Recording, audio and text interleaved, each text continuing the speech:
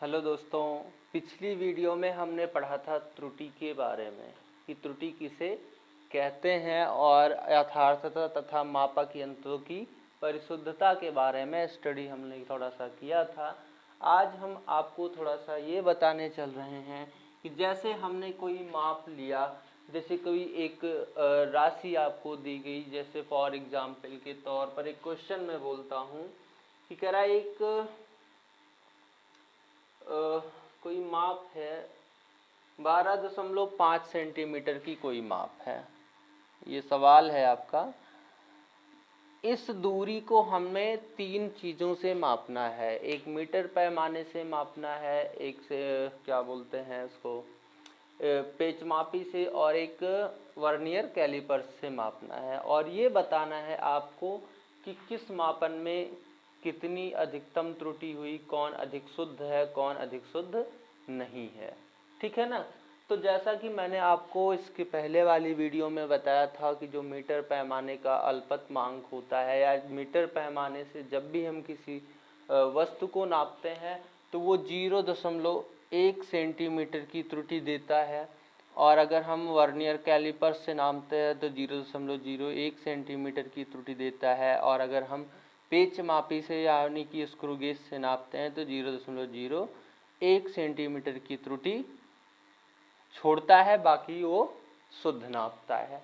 यानी कि मीटर पैमाने से किसी भी मापन में अगर हम मीटर पैमाने से उसे मापते हैं तो 0.1 सेंटीमीटर की त्रुटि संभव है। अगर वर्नियर कैलिपर से नापते हैं तो 0.01% की त्रुटि संभव है। और अगर पेचमापी से नापते हैं तो हम 0.001 सेंटीमीटर की त्रुटि संभव होती है। ऐसी स्थिति में अगर हमें 12.5 सेंटीमीटर किसी वस्तु की लंबाई दी जाए और बोला जाए कि आप पहले मीटर से नापो, मीटर पैमाने से नापो आप इसे, और फिर उसके बाद आपको वर्नियर कैलिपर से दिया जाए नापने के लिए, और उसके बाद आपको पेचमापी दिया जाए, तो आप तीनों से नापेंगे और तीनों से नापने के बाद नई नई मानों को निकालेंगे और निकालने के बाद बताएंगे कि कौन सा शुद्ध है और कौन सा अशुद्ध है। सवाल देखते हैं आगे क्या है। कह रहा है कि 12.5 है,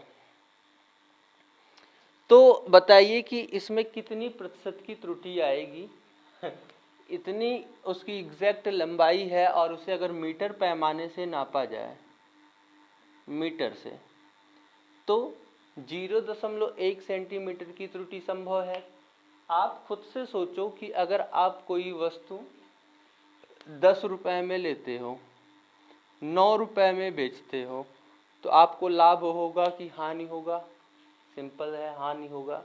कितने प्रतिशत का हानि होगा? तो आप इसका फार्मूला लिखते हो, हानि बटे क्रय मूल्य गुणे 100। ठीक। आप यहाँ से इस फार्मूले की सहायता से प्रतिशत हानि निकाल सकते हो। आप चिंता न करो, मुझे पता है आप लोगों को लग रहा होगा सर ये मैथमेटिक्स कहाँ पढ़ाने लगे, तो बेटा इसकी बहुत ज़रूरत है, आगे चल के बहुत काम आने वाला है। तो यहाँ पर मापन कितना करना था? 12.5 सेंटीमीटर का, यानी कि ये उसका दाम था। और ये दाम में कमी है ना, ये इसकी एग्जैक्ट लंबाई है और ये लंबाई मापने में क्या हुई है? कमी हुई है। तो आइए देखते हैं कितने प्रतिशत की कमी हुई है। तो कमी बटे क्रय मूल्य गुणे 100। अगर इसे हम गुणा करें तो ये हो जाएगा 100 बटे 12.5 की 100 की 10, बोलो भाई 10 हो जाएगा। ये भाग देंगे, ये आपका दशमलव से दशमलव कट जाएगा, ऊपर पूरमपुर 100 और नीचे पूरमपुर 125 हो जाएगा। अब 100 में तो 125 का पहाड़ा जाएगा नहीं, तो दशमलव लगाना पड़ेगा। 0 दशमलव लगा दिया, ये 1000 बन गया। 125 दूना 250 होता है, 125 चौका कितना हो जाएगा? 500, तो 8 बार जाएगा ये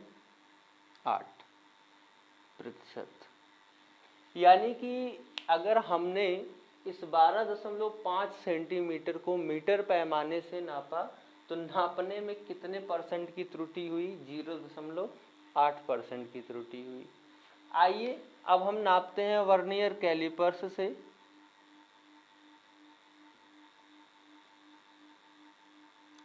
और देखते हैं कि कितनी त्रुटि होती है। वर्नियर कैलिपर्स से जब हम लंबाई को नापते हैं तो 0.01 सेंटीमीटर की त्रुटि आती है।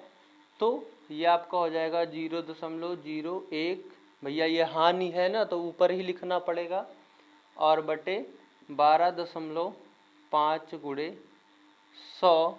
पिछली बार गुणा किया था तो 10 आया था, इस बार ज़्यादा नहीं 1 आएगा। 12.5, दशमलव हटाएंगे, 0 बढ़ाएंगे, लेकिन 10 में तो पहाड़ा जाने वाला नहीं है, तो मजबूरी में 0 फिर दशमलव फिर 0 बार ले जाएंगे, क्योंकि यहाँ 0 बढ़ाएंगे तभी 0 बढ़ सकता है। ठीक है, और फिर से वही पुराना सिस्टम अभी भी नहीं जाएगा, 0 बढ़ाएंगे, एक 0 और बढ़ जाएगा, सॉरी एक बार दशमलव, उसके बाद ये फिर 8 बार वही जाने वाला है, 125 अट्ठे 1000। इस बार कितने परसेंट की त्रुटि आई भैया? 0.08% की त्रुटि घट रही है ना। अब आप तीसरा है बचा हुआ कौन सा? वर्नियर कैलिपर्स के बाद नंबर है पेच मापी का। अगर हम पेच मापी से नाप रहे हैं तो कितने सेंटीमीटर की कमी आएगी? सिर्फ 0.001 सेंटीमीटर की कमी आएगी। ऐसी स्थिति में 0.001 बटा 12.5 गुणे 100 कर लेते हैं। ठीक है, तो आपका ये पूरम पूर हो जाता है कितना भैया? आपकी तो ये पिछली बार एक पूरा कर लिया था, इस बार एक भी नहीं पूरा कर पाएगा। 0.1 बटा 12.5, ये हटा ये हटा, ये 10 बना।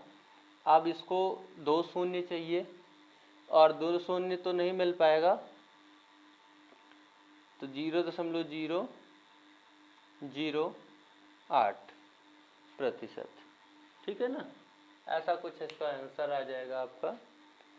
आप देखिए कि सबसे पहले जब हमने मीटर से नापा तो शुद्धता में जो कमी है वो 0.8% की कमी है। दूसरी बार शुद्धता और बढ़ी क्योंकि परसेंटेज घट गया, और तीसरी बार शुद्धता और बढ़ी। ये शुद्धता किसकी वजह से बढ़ी? मापक यंत्रों का प्रयोग करने की वजह से ये घटती बढ़ती रहती हैं। आइए आपको बताते हैं माप में जो त्रुटियां होती हैं वो 2 प्रकार से हो सकती हैं। जैसे ये सब तो ठीक है कि हमने वर्नियर कैलिपर्स, मीटर पैमाना या स्क्रू गेज पैमाना जो भी लेते हैं उसमें नापते ही 0.1, 0.01, 0.001 सेंटीमीटर की कमी आती है। बट और भी त्रुटियां हैं जिनकी वजह से हम जब भी किसी मापक को मापते हैं तो वो त्रुटियां संभव हो जाती हैं। आइए देखते हैं वो क्या है। सबसे पहले क्रमबद्ध त्रुटियां हैं। पहली क्या है? क्रमबद्ध त्रुटियां। भाई सही है।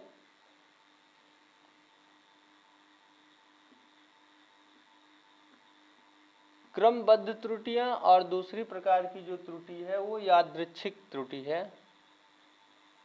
कौन सी त्रुटि है भाई? यादृच्छिक त्रुटि है। ठीक है, सबसे पहला है क्रमबद्ध त्रुटियां। तो क्रमबद्ध त्रुटियों के अंतर्गत सबसे पहले यंत्रागत त्रुटि है।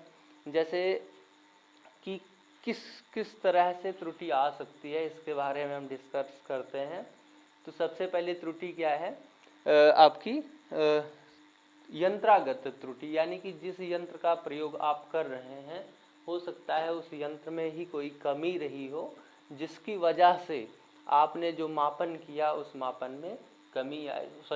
में कमी आई हो, और इसकी वजह से आपकी माप शुद्ध रूप से ना हो पाई हो।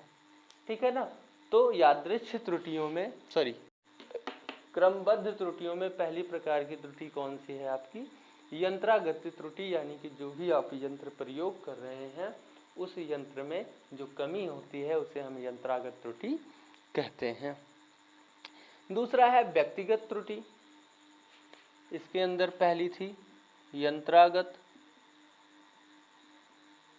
और दूसरी है व्यक्तिगत। पहला तो यंत्र में कमी होगी तब भी नापने में त्रुटि आ जाएगी। दूसरा व्यक्तिगत, व्यक्तिगत का मतलब आपकी खुद की कमी, आपको पता ही ना हो कि इससे नापते कैसे हैं, है ना। पटरी आपको दे दिया जाए, आप शून्य की बजाय 1 से रखना, नापना शुरू कर दो। आपको सेंटीमीटर नापने को कहा जाए, आप इंच में नापना शुरू कर दो, है ना, या आप मिलीमीटर में नापना शुरू कर दो। तो ये व्यक्तिगत यानी कि यदि आपको जानकारी नहीं है किसी मापक यंत्र के बारे में तो वहाँ पे आपको ये त्रुटि आ सकती है। अगला है आपका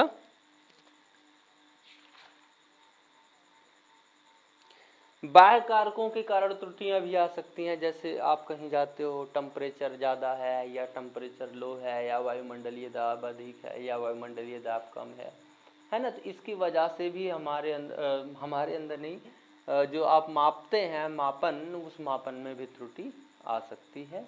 ये 3-4 प्रकार की त्रुटियां हैं जो आपकी क्रमबद्ध त्रुटियों के अंतर्गत आती हैं। एक आखिरी त्रुटि ये है कि यादृच्छिक त्रुटियां, क्योंकि जैसे आप किसी भी वस्तु की लंबाई आप कई बार नापो, आप देखेंगे एक बार कुछ और मान आएगा, दूसरी बार कुछ और मान आएगा, तीसरी बार कुछ और मान आएगा। इस प्रकार की त्रुटि को हम यादृच्छिक त्रुटि कहते हैं। इसे दूर करने का एक सिंपल सा उपाय है, बहुत छोटा सा उपाय है। आप कह सकते हैं कि जैसे आप किसी वस्तु की लंबाई नाप रहे हो तो पहली बार नापोगे कुछ और आएगी, दूसरी बार नापोगे कुछ और आएगी, तीसरी बार, ऐसे ऐसे हम बार बार जितनी बार नापते हैं उसकी लंबाई में परिवर्तन आता रहता है। तो इसको दूर करने के लिए एक सिंपल सा तरीका होता है कि जितनी बार हमने मापन किया है, जैसे आपको किसी लंबाई को दे दिया जाए, बोला जाए इसको माप के दिखाओ, तो इसके लिए आपके बहुत सिंपल सा तरीका है। ये तरीका क्या है कि आप उसकी लंबाई 8-10 बार नाप लो और आप सबको जोड़ लो।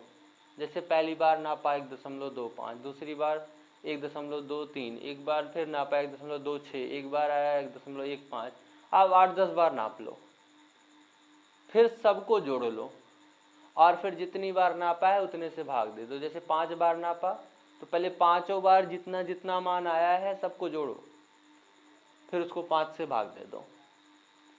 इस प्रकार आपकी जो ये यादृच्छिक त्रुटि है इसमें कमी आ जाएगी। आपकी जो माप है वो अधिकतर नज़दीकी यानी कि बहुत नज़दीक जाकर उसे शुद्धता से माप सकेंगे। आगे हम अगली वीडियो में आपको बताएंगे माध्य निरपेक्ष त्रुटि तथा अपेक्षिक त्रुटि, और एक आखिरी है त्रुटियों का संयोजन तथा सार्थक अंक। अगली वीडियो में मैं आपकी ये क्लास एंड कर दूंगा। उसके बाद हम चलेंगे एकदम लाजवाब जो हमारे मज़ेदार टॉपिक हैं। जैसे आपका इसके बाद का जो लेसन है, आई थिंक देखते हैं क्या है, वेक्टर होगा, नहीं वेक्टर नहीं है।